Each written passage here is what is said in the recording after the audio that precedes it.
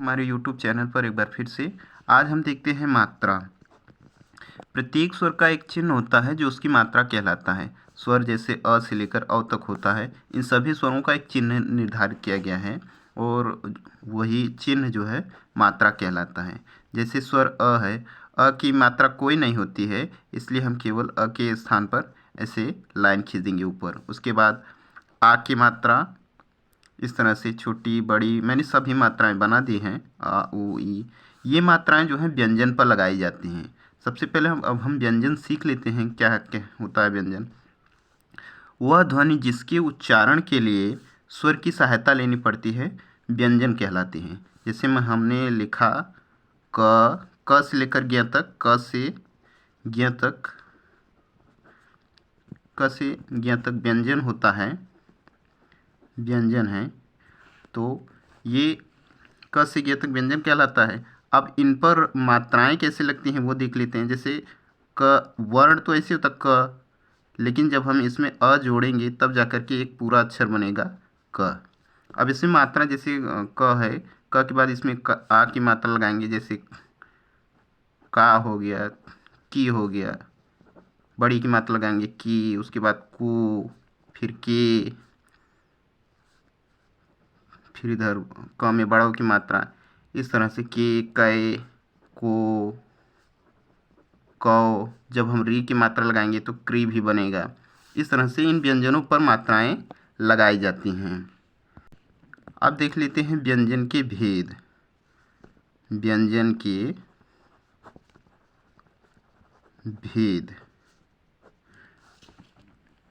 व्यंजन के तीन भेद होते हैं। व्यंजन के तीन भेद होते हैं। उसमें पहला है हमारा स्पर्श व्यंजन। पहला कौन सा है? स्पर्श व्यंजन।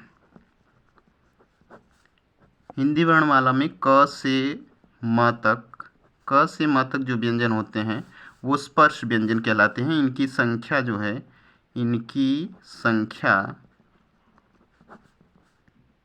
25 होती है। इनकी संख्या 25 होती है। दूसरा व्यंजन हमारा है अंतस्थ व्यंजन। अंतस्थ व्यंजन, अंतस्थ व्यंजन।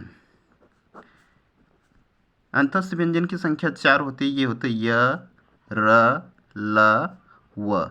इन्हें हम अंतस्थ व्यंजन कहते हैं। तीसरा हमारा है ऊष्म व्यंजन। ऊष्म व्यंजन, ऊष्म व्यंजन की भी संख्या 4 होती है। ये होते हैं श, स, स, ह। इनकी संख्या भी 4 है। इसके अलावा एक और व्यंजन होता है संयुक्त व्यंजन, जो दो विभिन्न व्यंजनों के योग से मिलकर बनता है। जैसे हिंदी में जो है, हिंदी वर्णमाला में 4 व्यंजन हैं संयुक्त व्यंजन। जैसे छ, छ जो है ये क और श से मिलकर बना है। उसके बाद होता है त्र, ये जो है त और र से मिलकर बना है। और उसके बाद होता है ज्ञ, ये अच्छा ज्ञ इधर से रहेगा। ज्ञ जो होता है वो ज और य से मिलकर बना है, तो ये ज्ञ हो गया। इसके अलावा एक और होता है स्र, ये जो है श और र से मिलकर बना है, श्र। इसके अलावा एक और व्यंजन होता है द्विगुण व्यंजन। द्विगुण व्यंजन पूरा डिटेल में पढ़ेंगे। द्विगुण व्यंजन क्या होता है? जो हम ड़ और ढ़ पढ़ते हैं, ये द्विगुण व्यंजन कहलाते हैं। एक और होता है द्वित्व व्यंजन। द्वित्व व्यंजन क्या होता है? इधर देख लेते हैं। द्वित्व व्यंजन, जब दो व्यंजन समान, एक आधा व्यंजन एक पूरा व्यंजन मिलता है। एक ही व्यंजन जब दो बार मिलते हैं तो उसे द्वित्व व्यंजन कहते हैं। जैसे क लिखा है, इसमें एक और क मिल गया, जैसे हो गया। इसका शब्द बनाएंगे जैसे पक्का, तो ये द्वित्व व्यंजन है। जैसे हो गया कच्चा, च 2 बार आया कच्चा, ये द्वित्व व्यंजन हो गया। और जैसे मान लीजिए और अक्षर से पता लगा लेते हैं। जैसे सज्जन हो गया, ये भी द्वित्व व्यंजन के अंतर्गत आएगा। मान लीजिए, अच्छा ट का प्रयोग ऐसे होता है, एक ट के नीचे हलंत और एक ट पूरा लिखेंगे। ट से क्या बनेगा, मिट्टी, ये भी द्वित्व व्यंजन, ऐसे लड्डू हो गया,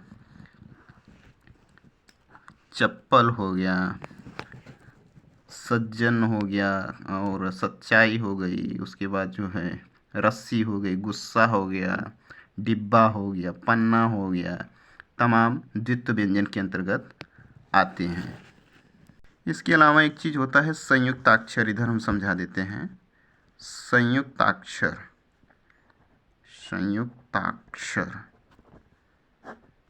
संयुक्ताक्षर में क्या होता है, दो अलग अलग व्यंजन एक साथ प्रयोग होते हैं। जैसे लिखा है यहाँ पर,